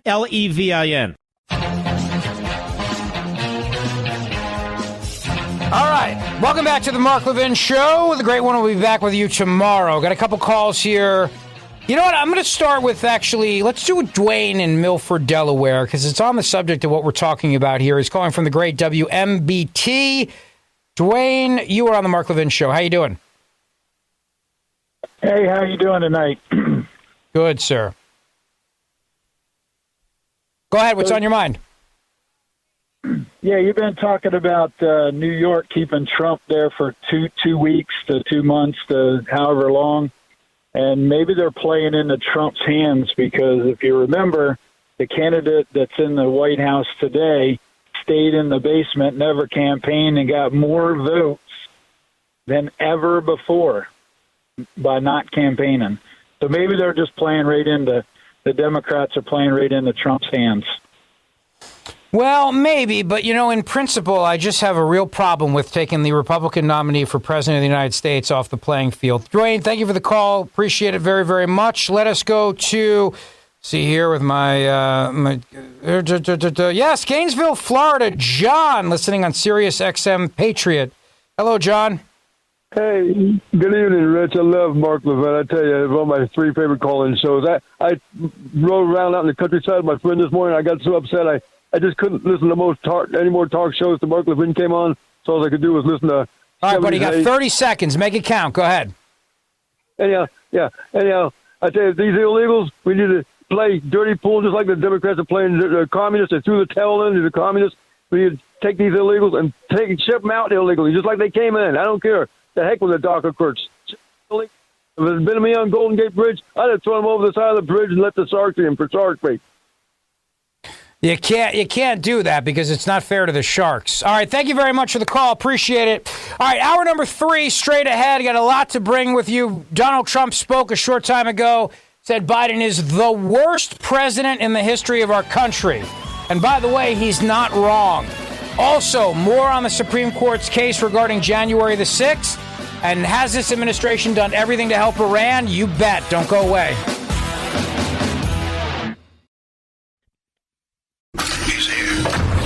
He's here.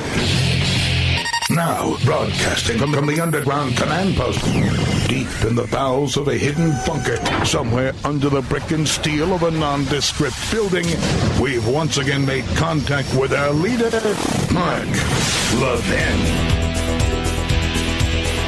So can we guarantee that illegal immigrants will not be voting in this election? That's the question. Can the government use Sarbanes-Oxley to prosecute political protesters on the right, even though they won't touch political protesters on the left? Welcome back to the show. It is the Mark Levin Show. The great one is off, but he's in Israel, so he's not really off. He's working very hard, reporting from the front lines over there, and he'll be back tomorrow night. In the meantime, it's me, Rich Zeoli, with you. You can tweet along at Rich Zeoli, RichZeoli. I am the afternoon drive host on Talk Radio 1210 WPHT in Philadelphia, which is Mark's hometown. Now, in 2020, somebody brought up 2020 before, and I want to remind you, you're not allowed to question the election results of 2020. You're not allowed to do that. That's against the law now.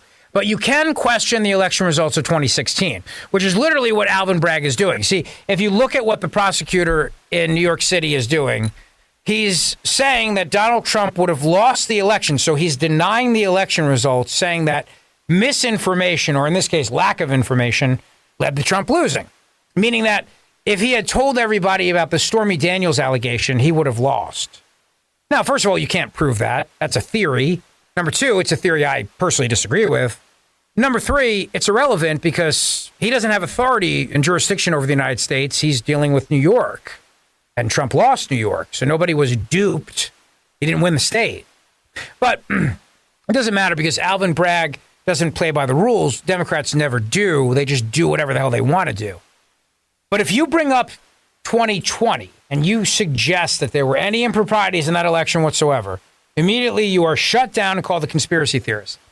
Well, I'm broadcasting from Pennsylvania, and I can tell you there were shenanigans in Pennsylvania because Mark talked about them extensively back then, when the Pennsylvania Supreme Court decided that they would usurp the legislature and change the time, the manner, and the place of the election. And with these mail-in ballots, they said they can be received 3 days after the election with no postmark whatsoever, a postmark that was ineligible. Doesn't matter. Can't read it. Can't read the postmark. I mean, who cares? Don't worry about it. And the court went above what the legislature had written because the court decided that, well, we know what the law is, but we don't care.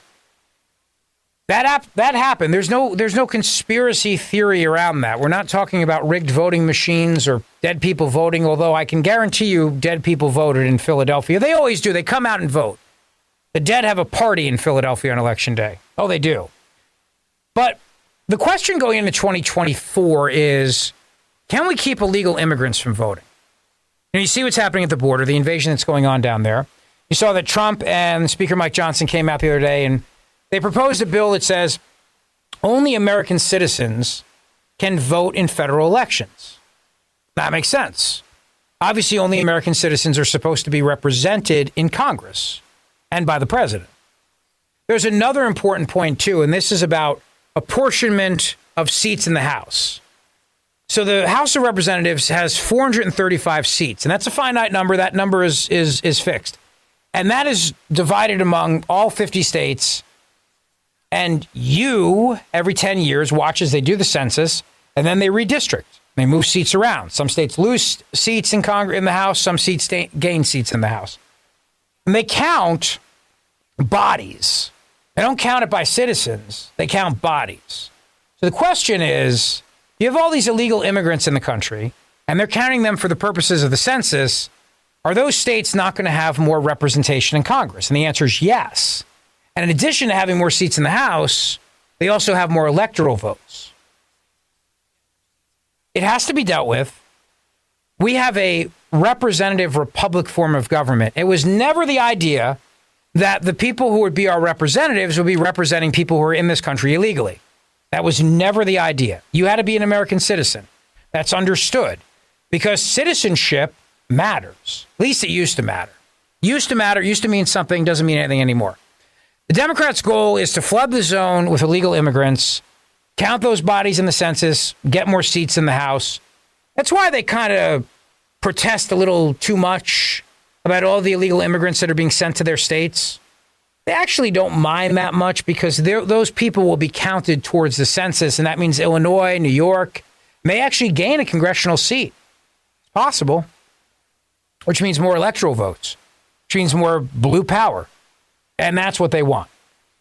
So those two changes have to occur. The other question is, how do we ensure that illegal immigrants are not going to vote in the election? Now, in Pennsylvania, for example, we're dealing with a mail-in ballot fiasco that's about to happen because we still don't have clarity on whether or not a ballot has to be dated and signed properly when it's mailed. Now, the reason why is because the chances are if you don't follow the directions on that ballot, that means you're an idiot. And idiots vote for idiots, meaning that you're voting for a Democrat and they want to make sure your ballot counts. So they're fighting to make sure that even if you didn't fill out that ballot correctly, and it's not that complicated, it should count because they know you're a moron and you're voting for a Democrat, obviously. So that's an actual case that's still going through the courts right now. It's important to note that if you get to your polling place 5 minutes after it closes, they can't scream that your civil rights have been deprived. You just got there late. However, if you fill out a ballot incorrectly, you do it yourself. I don't mean that somebody came in and tricked you or Jedi mind tricked you or took your hand and took it away from signing the ballot. Somehow, by your own failure to follow the rules and fill that ballot properly, your civil rights have been violated. Now, I have no idea how that makes any sense. If I'm driving home from work and I didn't vote yet and I get a flat tire and I get to the polling place at 8:05 and the doors are locked, and I go, sorry, I can't scream about my civil rights being violated. I'm the one who's late. I should have taken the time to get there in time. This is why mail-in balloting, as much as my fellow Republicans hate it, and I understand why, because it's rife with corruption. The possibilities are endless. But it has to be embraced because it's not going away in a lot of states like Pennsylvania, for example. And you have to beat them at their own game. It also gives an advantage that if you are running late on Election Day, if your kids get sick, if you get called into a meeting, if there's traffic or protesters shut down the highway, your vote still counts. And every vote has to count. So I'm going to be encouraging people to get those ballots in early and often. But yet the court case that's going through right now in the federal court argues that if you, as an idiot, fill out your ballot incorrectly, your civil rights are being deprived by yourself, and that that ballot should still count. Otherwise, you violated your own civil rights or something, I guess. That has to be dealt with. And the other question is, can we ensure that illegal immigrants won't be voting? So Congressman Dan Bishop posed that question. And it's a very important question. Do we have an answer to that question? Do we have an answer to that? Well, why don't we turn to the now impeached Homeland Security Secretary Alejandro Mayorkas? And by the way, I should mention to you, the Senate is now threatening that they will not take up the impeachment of Alejandro Mayorkas, even though the Constitution requires that if the House impeaches, the Senate has to hold the trial. But again, Democrats do whatever they want. They don't care. So Chuck Schumer's turning around and go, I'll do whatever I want. And you actually had to have a press conference today where you had Mike Lee and Ted Cruz and a couple other senators come out and say, this is outrageous. Alejandro Mayorkas, these are serious accusations that this man is complicit in allowing this invasion of the southern border to occur. He's not doing his job. He's not fulfilling his constitutional requirement to preserve and protect the Constitution. He's not doing his job as a cabinet officer. And these are serious charges leveled against him by the House of Representatives, and the Senate needs to hear this. Chuck Schumer, with his arrogance, is turning around and going, I don't care. But here's Representative Dan Bishop asking Alejandro Mayorkas, can you ensure that illegal immigrants will not be voting in this election? Take a listen. News reports, or the Heritage Foundation Oversight Project has released this document that is allegedly a flyer distributed at a non-governmental organization in Mexico called the Resource Center Matamoros, which is said to read in part, if translated, reminder to vote for President Biden when you are in the United States. We need another 4 years of his term to stay open. I note, by the way, I understand this RCM has denied that this is authentic, but of course there are competing reports about it. But let me ask you this. What actions is the Department of Homeland Security taking to ensure that, especially given the millions of illegal entries, including 2 million gotaways, that non-citizens are being prevented from registering and voting unlawfully? Congressman, individuals who are not citizens of the United States cannot vote in federal elections. But that's not what I asked. I asked what actions DHS is taking to ensure that that doesn't occur. Well, two things. Number one, I believe that it is state and local election officials that monitor the eligibility of individuals. We do not oversee the election enrollment process. What we do is enforce our borders and, in fact... So said shorter, nothing. In fact... how can Congress and the American people have confidence that the outcome of close elections will not turn on the votes of non-citizens who have registered and voted unlawfully? Congressman, election security is one of our priorities. In the distribution of federal grant funds to state and local jurisdictions. We have made election security a priority, and we have mandated a minimum. I'll reclaim my time. In other words, we can't, and we don't care. And that's the other part about this, too.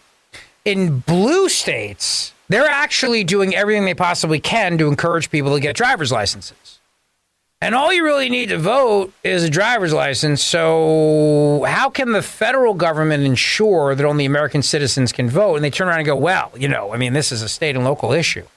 Isn't it convenient that it's a state and local issue when it suits them?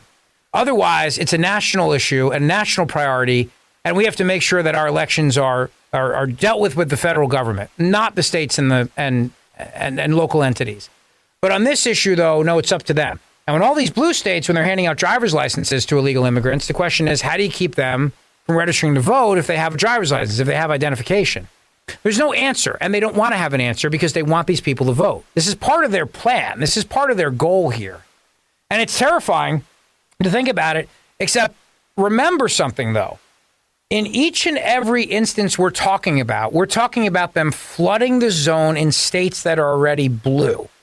And the goal ultimately is to flip a state like Texas. And how do they do that? If you've got illegal immigrants coming to Texas and you get Texas more congressional seats, let's say so many illegal immigrants come in, they count those people towards the population, they give Texas an extra seat. So wouldn't you say that's a good thing? Now Texas has another seat in the House? Yes, except when they start giving money to illegal immigrants, when the Democrats get them on the federal dole and they start, feeding at the teat of the federal government, well, then at that point now, they become beholden to the Democrat Party. And that's the other goal here, of course. This is why they're handing out prepaid debit cards. It's why they're giving all these things. It's because they want them to be beholden to the Democrat Party, thinking that if the Republicans get in charge, you're going to lose all these benefits. So it is a two-pronged approach to change this country. And this is how you take over a country without firing a shot. You don't have to fire a shot. You just take over the country slowly by infiltrating the population with people who are not citizens and then empowering those people with the same privileges that citizens have, which is to vote or to be counted for the purposes of apportionment for the House of Representatives. 877-381-3811. This is the Mark Levin Show. Donald Trump visited the bodega where the clerk was charged by Alvin Bragg for simply defending his own life. He had a great crowd out there supporting him. I'll talk about that with you straight ahead. Mark Levin.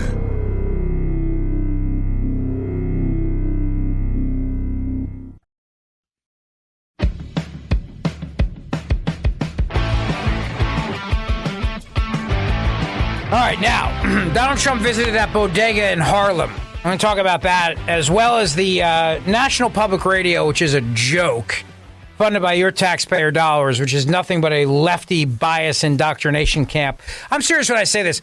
Thank you for listening to the Mark Levin Show.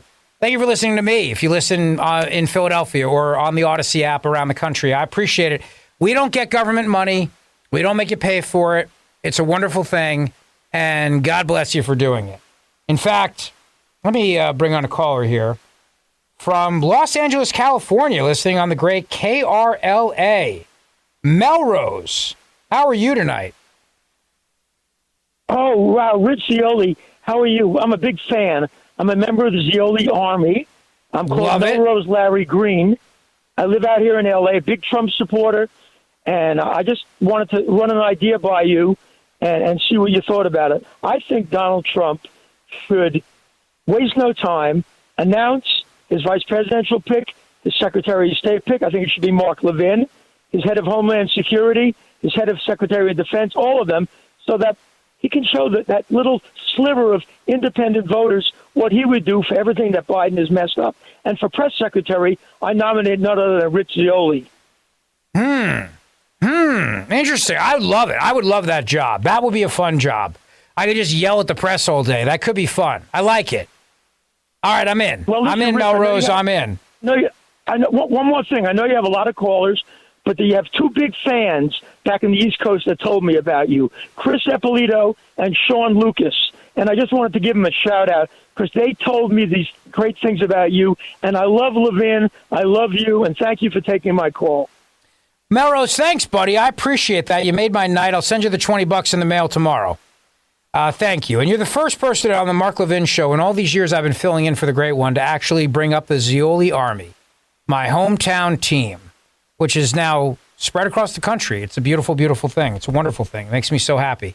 Also, because I have 3 kids to feed, it also makes me very, very happy knowing that I have fans. So thank you for that. Look, I mean, the reality is this. What I love about Mark is that you know where the guy stands. It's the same thing with me. I can't stand phonies. I have a real problem with it. You know, I grew up in Jersey. My dad was a cop. I know Mark's dad was a cop. There's a thing about street smarts and street sense.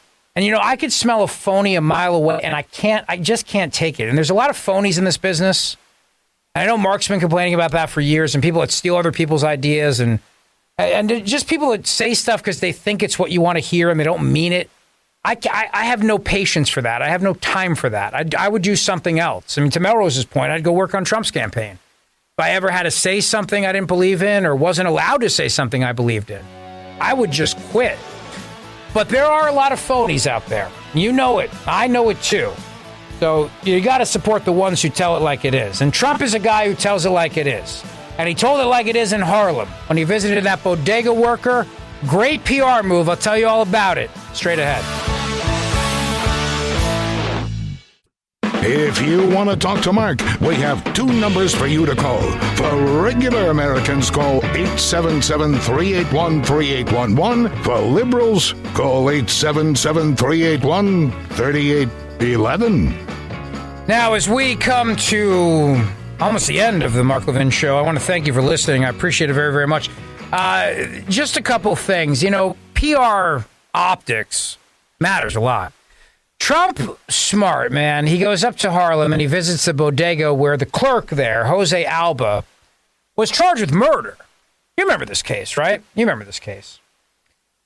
So he went up to Harlem. It was great. All these little, I just tweeted out a video that Caroline Levitt, who's the Trump National Press Secretary, great friend of mine, she's terrific. She'd posted of these little kids in Harlem yelling, "We love you, Trump. We love you, Trump." So former President Trump made a post-court visit Tuesday to the Manhattan bodega where clerk Jose Alba infamously stabbed an ex-con to death in self-defense 2 years ago. A case that drew widespread outrage after he was initially charged with murder. See, the same guy that's going after Trump now in this case, Alvin Bragg, charged Jose Alba with murder. And it's only because there was so much backlash over this that they eventually dropped the case. But it took a while. It took a while. He moved to dismiss the case, and when he did so, Alvin Bragg conceded only that his office couldn't prove the defendant was not justified in his use of deadly physical force. It took him 2 weeks to drop the case, 2 weeks to say that. He couldn't prove that the defendant was not justified in his use of deadly force. So the video showed this younger guy, this bigger guy named Austin Simon, corners Alba behind the counter and attacks him. Starts attacking him. And it's all on video. It's all on video. So the clerk stabbed him. Self-defense. Guy came at him. Clerk stabbed him. Stabbing was fatal. So the district attorney said he had a duty to investigate possible criminal charges.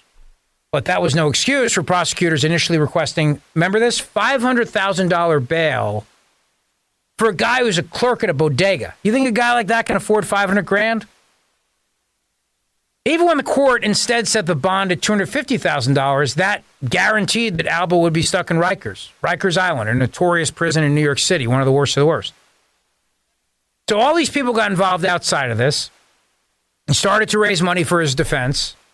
More evidence emerged. Bragg still would not drop the second-degree murder charge. So the New York Post took up Alba's cause because Manhattan prosecutors were re-victimizing this hard-working Dominican immigrant. Now, the party that accuses Donald Trump of hating immigrants went after this guy and tried to destroy him, put him in prison for the rest of his life, and let him rot in Rikers Island with bail that he couldn't afford. In fact, Alvin Bragg initially refused to even consider charges against the girlfriend of the guy who attacked him, who not only triggered the fatal encounter by bringing Simon to the store to avenge the clerk's alleged rudeness, but proceeded to stab Alba after he'd warded off the attacker. So now think about this, right? She thinks that the clerk is rude, so she brings her ex-con boyfriend, who then goes in there to prove he's macho in front of his lady and starts to go after Alba. Alba defends himself.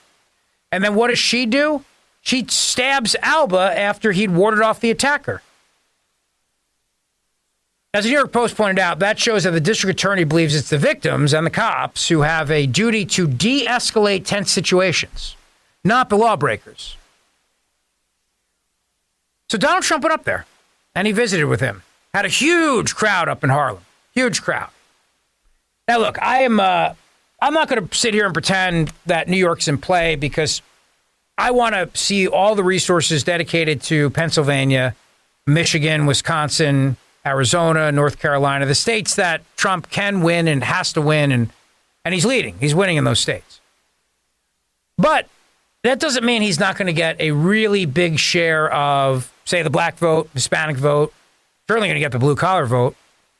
But New York is corrupt, and New York is blue, and New York is run by Democrats. And they'll make sure they do everything they possibly can to make sure that, Joe Biden or whoever the Democrat is wins the state. But the fact that he did this, he's in New York for the trial. He's got to be there in New York for the trial. And somebody tweeted me earlier today and said, Pennsylvania's not far. He could go after court. That's not the point. The point is that you should not have the Republican nominee for president of the United States off the playing field in a courtroom all day for potentially 2 months. But Trump, being the master showman, knows exactly what to do, and he brings the cameras to him. That's what he did. So he stopped by the Sana convenience store, formerly known as the Blue Moon convenience store in Harlem, to meet with the store's co-owner, Mayad Ahmed, and small business advocate Francisco Marte. What happened to Jose was very hard for me. Jose was defending himself from the guy who came behind the counter, all for $1 worth of chips, said the owner. Terrible thing that happened. While the murder charges against Alba were later dropped following growing pressure from the public, the worker was so traumatized, he actually went back to the Dominican Republic, where he remained on Tuesday. So while he went to that bodega, I misspoke when I said he met with him. He's still in the Dominican Republic. But he went to that bodega. He met with the owners of the bodega. Ahmed said the store is still grappling with rampant crime. And he told Trump the city isn't safe. The worker was so traumatized, he had to go back to the Dominican Republic for everything he went through. Can you blame him? Having to go to Rikers Island, having to be charged with murder. He didn't ask for any of this. He didn't do anything wrong. All he did was stand there and try to defend himself. But for that, Alvin Bragg brings charges against him. The same guy that's going after Donald Trump now for allegedly a federal campaign violation. See, these prosecutors, and they're not prosecutors, they're really what they are is they're glorified defense attorneys, except when it concerns Trump. Then they're prosecutors. They are, and Larry Krasner right here in Philadelphia is one of them. They're all funded by this guy named George Soros. He pours lots of money into these people. And they all go out there with the same Marxist mindset that the criminals are the victim of society. That the criminals are not the bad guys, you see. The system is the bad guy. Capitalism's the bad guy. The same mindset as all those whack jobs that shut down the Golden Gate Bridge and the Brooklyn Bridge and O'Hare Airport and tried to shut down 95 in Philly yesterday. It is the mindset that the system, the capitalist system, remember I told you the left sees things in black and white. There's no gray. It's either the oppressed or the oppressor. And criminals are the oppressed, you understand. Oppressed by the hierarchical patriarchy of the white supremacist capitalist society of America's systemic racism and blah, blah, blah, blah. And then they fund, and Soros gets behind and writes checks to all these district attorneys around the country, and they all get elected. And what happens? They're soft on crime. The criminals are back on the streets. They go after the cops because the cops represent that American white supremacist, racist, structural racist, blah, blah, blah. And they go after cops. They try to get convicted felons back on the street. Now, the guy who was a district attorney in Philadelphia before this lunatic became a district attorney, a guy named Seth Williams, he's black. He wrote a piece in the Philadelphia Inquirer. He said, for Larry Krasner to accuse me of being racist for putting away these criminals, as he tries to get them out of jail, arguing that I'm a racist, I'm black. Michael Nutter, who was the mayor of Philadelphia, also black, said Larry Krasner and his insistence on putting criminals back on the street is the ultimate epitome of white privilege, because the criminals aren't going in his neighborhood. In Alvin Bragg's case, of course, putting criminals back on the street, they're going to places like Harlem, and people are saying there's no law and order. I don't know if you've been in New York City recently, but Philly's the same way. Things are locked up behind everything. Toothpaste, Q-tips, it's all locked up behind things. There's very little you can actually just get. And really the only thing that's not locked up is food, because chips and things like that. And you don't get in trouble if you steal anything. Nothing happens to you. In fact, I think now in some places you're allowed to steal up to $999. I don't know if that includes tax or not. Don't quote me on this. And I encourage looters and shoplifters to carry a calculator with you at all times. You add up the value of all those items you're stealing and make sure you don't cross that $999 threshold, because then we'll have a problem. And again, I don't know which items are taxable and not taxable, but you better factor that in too. Unless you're stealing in Delaware, which of course has no sales tax. But I digress. This is great for Trump to go up there. Bravo. It's an excellent move. Go up to Harlem, go see the owners of the bodega, and remind everybody that this guy, Alvin Bragg, is a lunatic. This guy spends his time going after Donald Trump and not criminals. And this guy goes after hardworking Dominican immigrants who are just trying to defend their own life, and makes the criminal the victim in the situation. The criminal who confronted him is the victim in this situation. This guy, Alvin Bragg, has elevated so many, or I should say downgraded so many felonies to misdemeanors. And what does he do with Trump? He takes a misdemeanor and elevates it to a felony to try to keep the statute of limitations going. It's outrageous. It really is. It's insane. It's insane. There's no other way to put it. It's just pure insanity. There's no other way to say it. All right, let me grab a call here on the Mark Levin Show. Let us go to Traverse City, Michigan. Rob is listening on Sirius XM. Rob, you are on the Mark Levin Show. Hello. Hey, thanks for having me on the show. I appreciate it. I don't know if you remember, but a few days ago, 4,000 illegals were given green cards by executive order by President Trump. If you take 4,000 and you put 3 more zeros after it, you get 4 million. And we can't have the President of the United States using executive orders to give people the right to vote. My suggestion is going to the U.S. Supreme Court and having them reaffirm that it's one legal citizen or legalized citizen and one vote. The only mail-in ballots that are permitted are the ones by absentee ballots that the clerks have issued to the individual voters. We have to stop the voting fraud in this nation. Now, I suggest that possibly Congressman Jim Jordan put some congressmen together to do this. For legal advice, I'd suggest Professor Jonathan Turley. And we can't have what happened in Wayne County, Michigan during the last election, where there was a total chaos.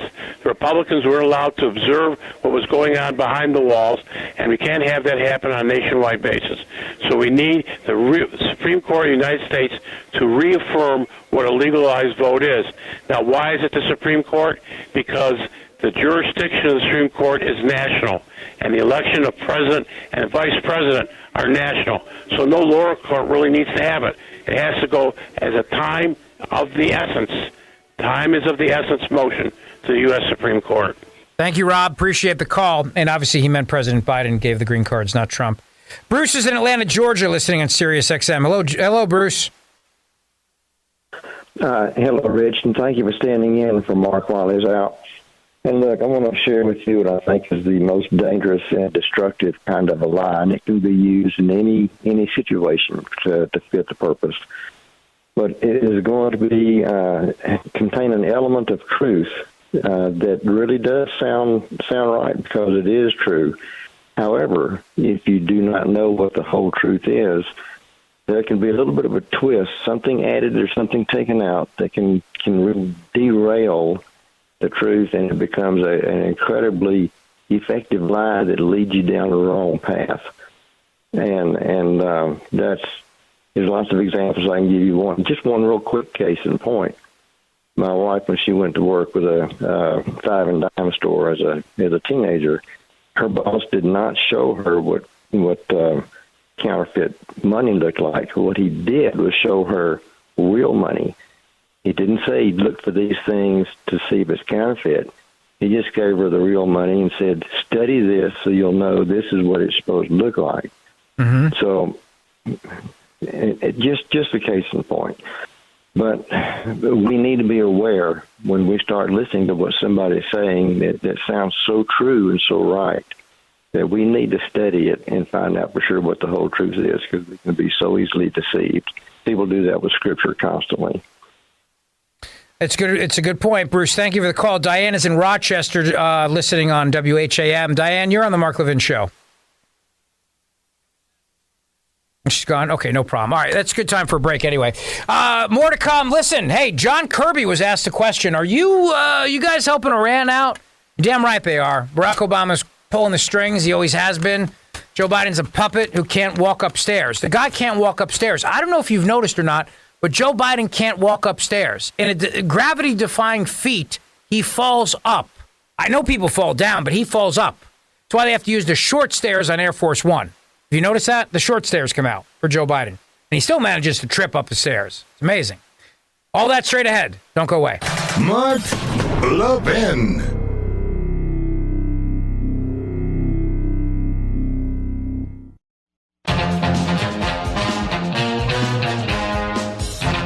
All right, we covered a lot of ground today on the Mark Levin Show, and the great one will be back with you tomorrow as he comes back from Israel. Keep a conversation going with me on social media at Rich Zeoli, RichZeoli.